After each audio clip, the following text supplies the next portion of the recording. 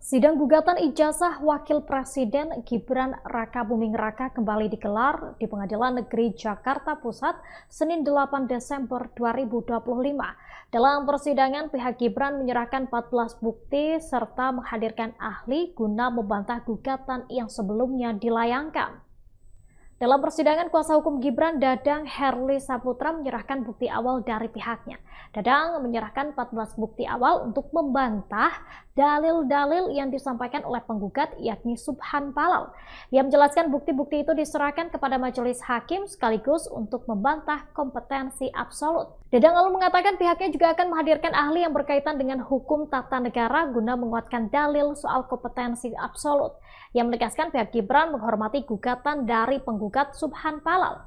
Sebelumnya, Subhan Palal membacakan isi gugatan, yakni perbuatan melawan hukum yang dilakukan oleh calon wakil presiden 2024 hingga 2029 Gibran Rakabuming Raka dan Komisi Pemilihan Umum KPU.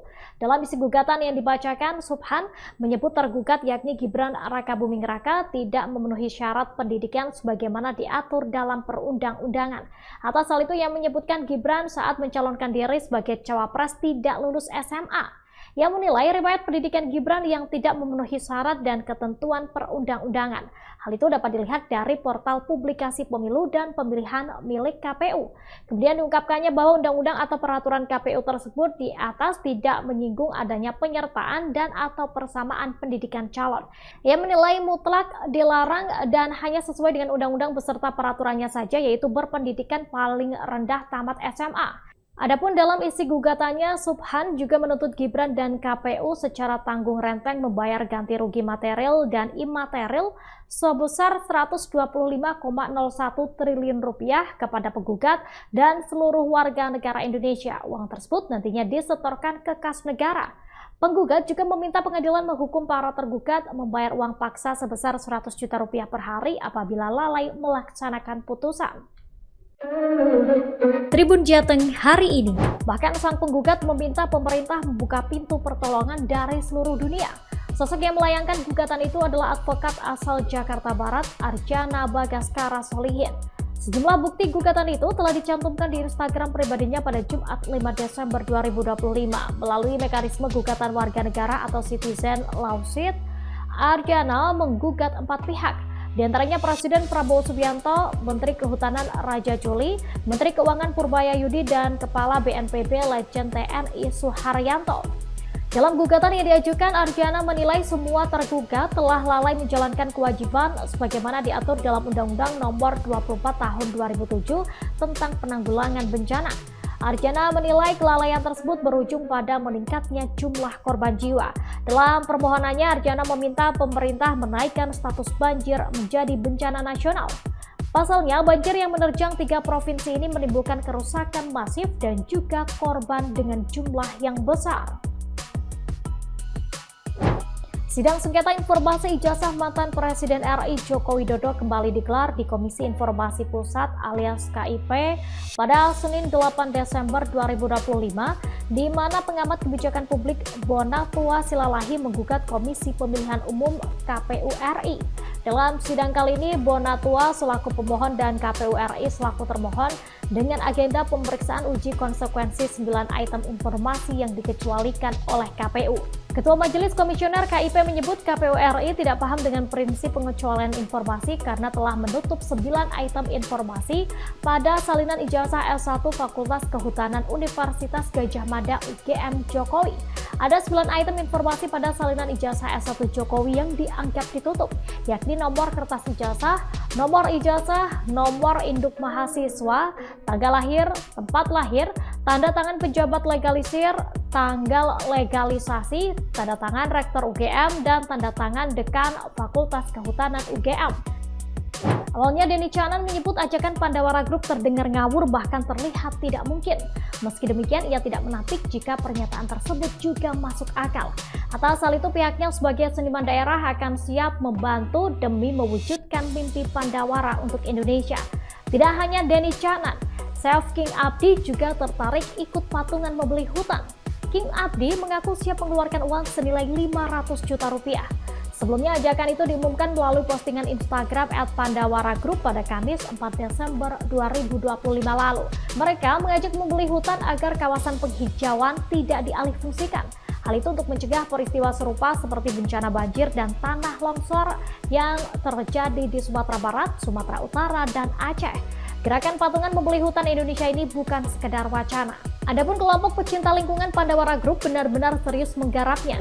Ayu Puspita diduga menggunakan uang klien untuk membeli rumah mewah di Jakarta hingga jalan-jalan ke luar negeri. Berdasarkan penelusuran, Ayu Puspita dikenal sebagai pengelola sebuah wedding organizer yang berpromosi dengan paket lengkap termasuk venue, dekorasi, catering, hingga layanan dokumentasi.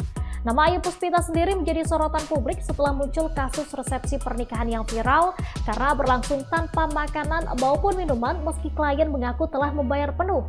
Insiden tersebut pun memicu kemarahan keluarga mempelai dan menciptakan reaksi luas di media sosial. Para korban langsung mendatangi rumah Ayu Puspita meminta pertanggungjawaban. Rumah yang dibeli Ayu tersebut adalah rumah mewah yang berada di sebuah kompleks perumahan.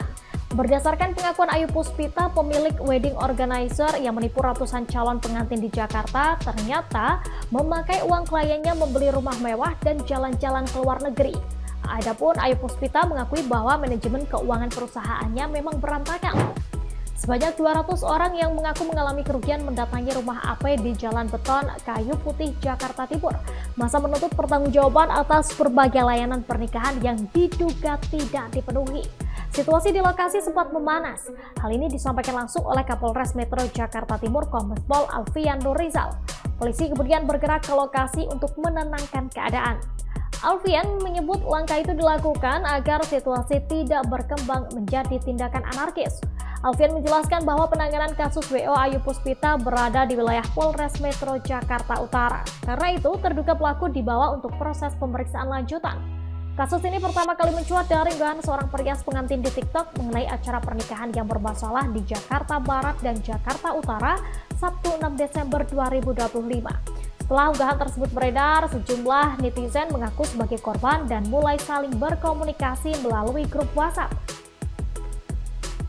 Unggahan tersebut memicu perhatian netizen. Sejumlah orang yang mengaku sebagai korban lain kemudian memenuhi kolom komentar dan berkoordinasi melalui grup WhatsApp untuk menyamakan informasi. Dari hasil diskusi, para korban menduga WO menawarkan paket layanan yang serupa dan menggiurkan kepada banyak pasangan, sehingga menarik banyak pasangan dalam waktu bersamaan. Kini pemilik WO Ayu Puspita telah dibawa ke Mapolres Jakarta Utara bersama sejumlah korban yang ingin mendapatkan penjelasan terkait dugaan penipuan tersebut. Sebanyak 200 orang menggeruduk rumah pemilik wedding organizer Ayu Puspita di Jalan Beton, Kayu Putih, Jakarta Timur setelah dugaan penipuan layanan pernikahan viral di media sosial. Aksi penggerudukan itu berlangsung pada Minggu 7 Desember 2025 malam dan memicu penanganan kepolisian lintas wilayah. Korban mengaku mengalami kerugian dan menuntut Ayu Puspita untuk tanggung jawab atas perbuatannya.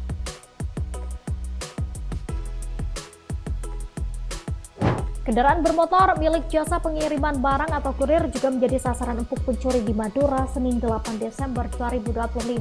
Aksi pencurian sepeda motor ini menimpa kurir paket di akses Suramadu, sisi Madura, tepatnya di Kecamatan Labang, Kabupaten Bangkalan. Pencurian itu terekam CCTV ketika dua pelaku melarikan Honda Vario 150 lansiran 2017 yang terparkir di depan gerbang sebuah pabrik. Dari tayangan CCTV, dua pelaku tiba di lokasi kejadian pukul 10:11 waktu Indonesia Barat dengan mengendarai satu sepeda motor dari arah berlawanan. Pria yang duduk di jok penumpang turun dan langsung menuju motor kurir yang masih lengkap dengan tas rengkek. Pelaku yang bertindak sebagai pemantik tampak mengenakan topi yang ditutup tudung kepala, kaos hoodie warna hitam lengan panjang, dipadu celana panjang berwarna hitam. Sementara temannya standby di atas motor berwarna merah yang mengenakan sarung berwarna biru dipadu kaos warna kuning dan mengenakan helm teropong hitam. Download Tribun X sekarang, menghadirkan lokal menjadi Indonesia.